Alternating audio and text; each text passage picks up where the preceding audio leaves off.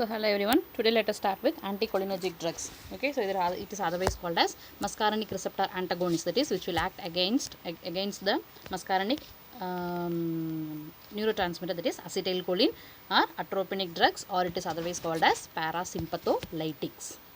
Okay, so classification. So you can classify your anti-muscarinic receptor drugs as natural alkaloids, semi-synthetic derivative, synthetic compounds. Okay, so natural alkaloids are atropine and hyoscine.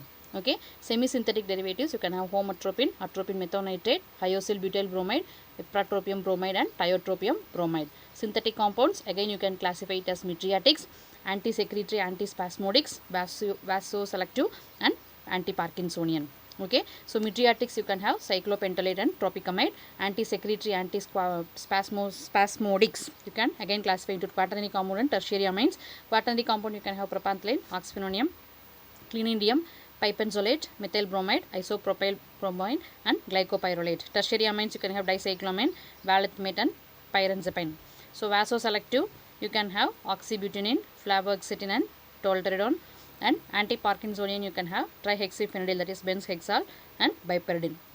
Okay, so this is the classification. So in addition, many other classes of drugs, that is tricyclic antidepressants, phenothiazines, antihistamines, and diisopramide, possess significant anti-muscarinic action. So these are all the drugs used for some other diseases. So they will also have additional effect. They will be having muscarinic effect. Okay, so the natural alkaloids found in plants, Solanaceae family. So the levoisomers are more active than the dextroisomer. So atropine is the racemic, while scopolamine is the L-hyoscine. Okay, so you are having the dextro and levorotatory compounds in the natural alkaloids. Okay, so coming to pharmacological action, so you will be having atropine as a prototype, that is an example type drugs. So the action of atropine can be largely predicted from a knowledge of parasympathetic response. So prominent effects are seen in organs which normally receive strong parasympathetic tone. So atropine blocks all subtypes of muscarinic receptor. So in CNS, atropine has an overall CNS stimulant action. So however, these effects are not appreciable at a low doses, which produce only peripheral effects because restricted entry into the brain because of the presence of blood-brain barrier. So hyoscine produces central effects, so even at low doses.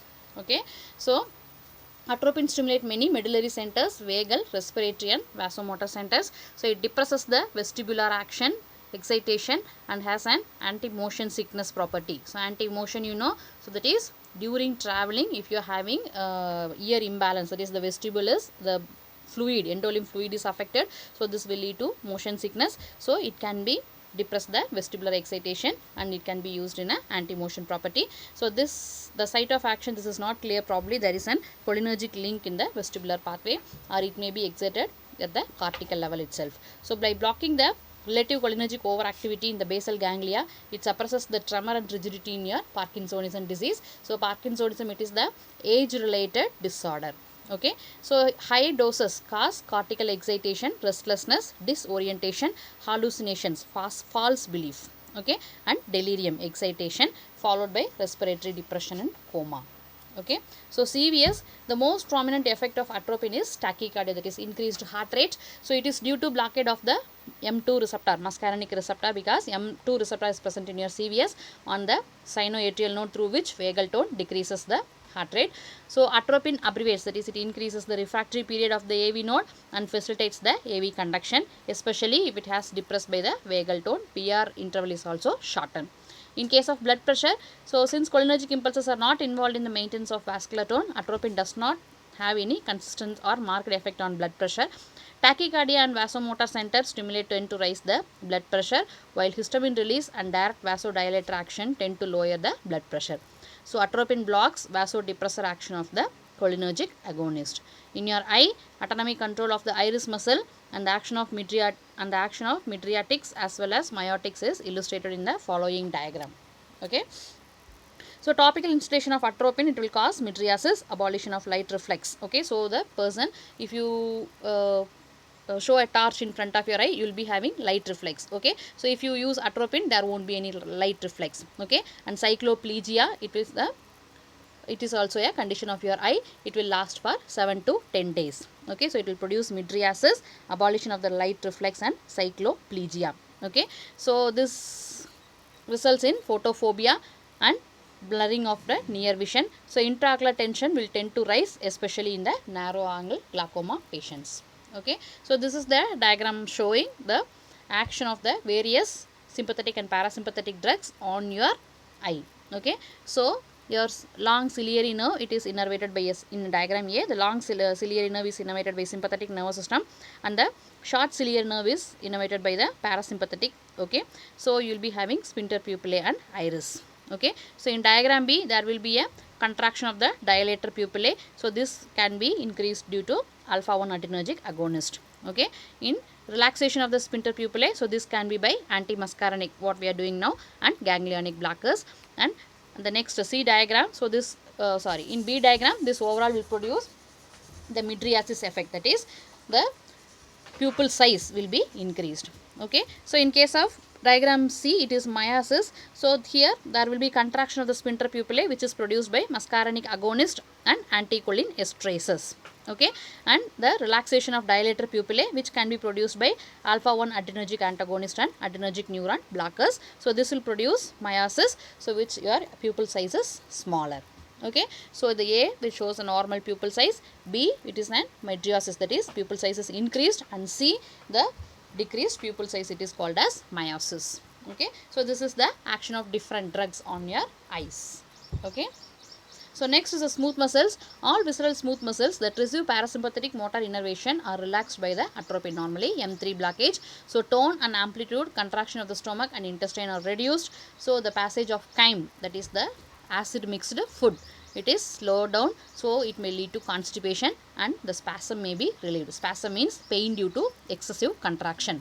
Okay, so however peristalsis is one of the incomplete suppressed, because it is primarily regulated by local reflexes in the enteric plexus, and other neurotransmitters are involved. So enhanced motility due to injected cholinergic drugs is more completely antagonized than due to vagal stimulation, because intramural neurons which activate by vagus to utilize the normal non-cholinergic transmitters as well. So atropine will cause bronchodilation and reduces airway resistance.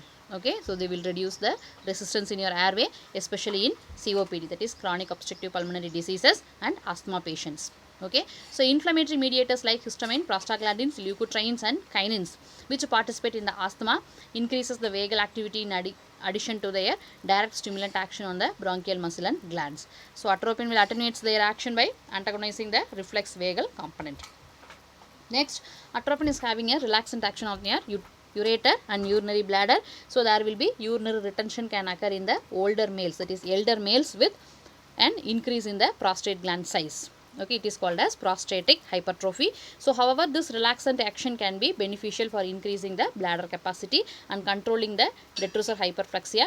So in case of neurogenic bladder and enuresis, that is if they are having any bladder deficiency or they incontinence, that is they cannot control their urine, they can use this type of drugs. So relaxation of the biliary tract is less marked, on effect on the ureters is minimal.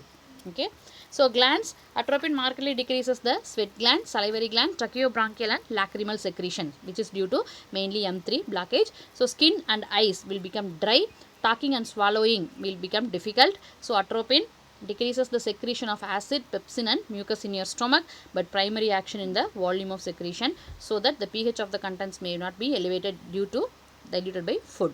So since bicarbonate secretion is also reduced, there will be rise in pH of the fasting gastric juice, is the one of the effect of your atropine. So body temperature, so there will be a increase in body temperature at higher doses. This is due to both inhibiting of the sweat glands as well as stimulating the temperature regulating center, which is located in your hypothalamus of your brain. So the children are usually susceptible to fever called as atropine fever.